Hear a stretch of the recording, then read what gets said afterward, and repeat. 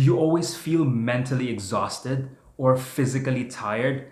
Then you might be going through a burnout. If that's the case, then this video is for you.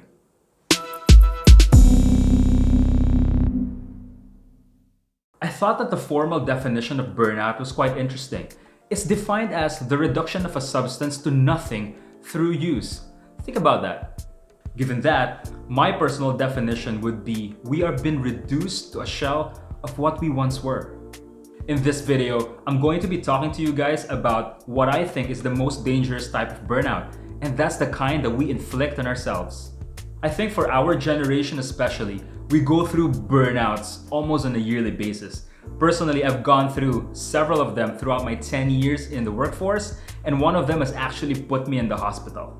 I think the three most dangerous kinds of self-inflicted burnout is number one, the inability to say no, number two, the worst case scenario mindset, and number three, this extremely high expectations that we set for ourselves. The average age of this country is 23 years old. That means that a lot of us are often the youngest people in any office. And I think that comes with a lot of pressure. And one of them is to say no when we get stuff handed to us.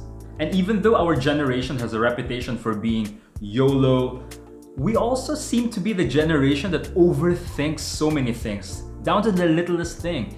And one of the consequences of overthinking is thinking about the worst possible scenario for anything that we do, whether that's at work or at home. And I think as a consequence of being a social media generation, we also grew up knowing how to put our best foot forward on social media. This means we only share the wins and the successes. Nobody sees the losses, nobody sees the defeats.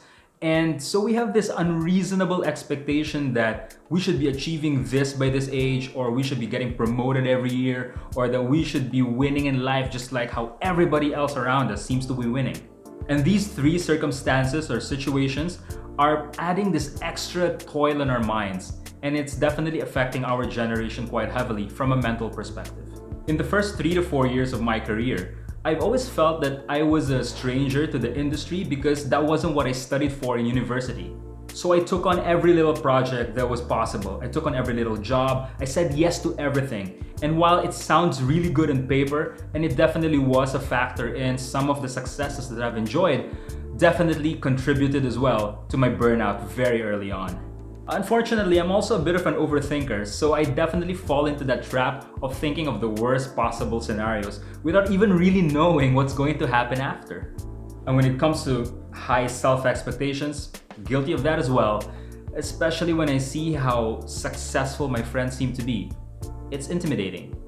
So here are 3 things that you can do to stop burnout from these self-inflicted causes. To manage our inability to say no, I would suggest to know your 95% capacity. Whenever my boss would check on me, she would ask me if I was at 90% capacity. And if I was, she would actually hold off a little bit of my workload. My little modification in this is adding an extra 5%. I get it. In our desire to hustle all the time, we want to be at 100% all the time. But even the best engines in the world will break down if they were running at 100% capacity all the time. So we have to leave a little room to back off the pedal a bit. So how do you know if you're at 95% capacity?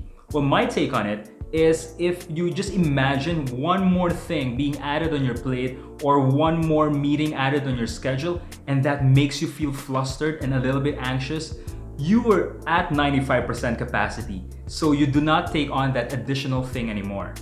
I think honestly we'll work best if we're always or almost always at 90 to 95% capacity. Working at 100% for an extended period of time is a recipe for burnout.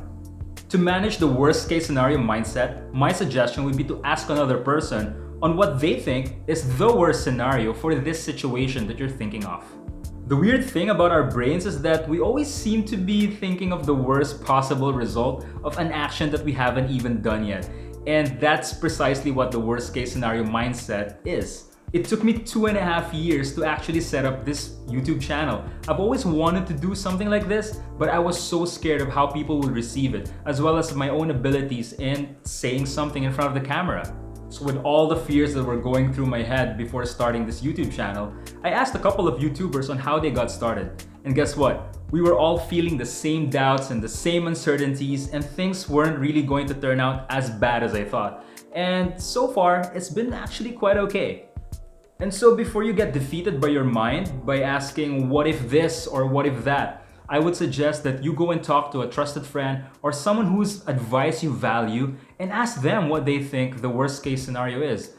I can almost bet that it's not going to be as bad as the games being played in your head by your own brain. And finally, to help you manage all of the self-expectations that you're setting for yourself, I'd like to suggest the idea of what I call tactical excellence.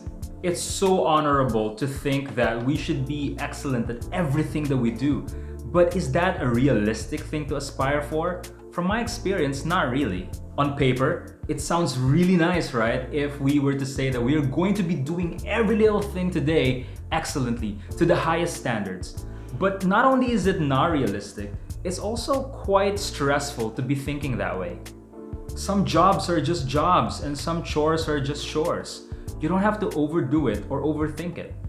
An email to the boss or your shareholders, sure, overthink that thing.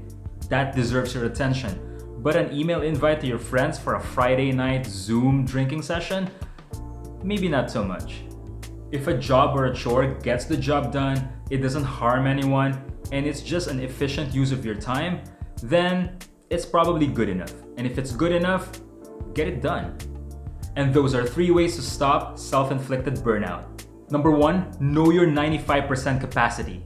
Number 2, ask others what they think the worst case scenario is instead of just keeping it to yourself.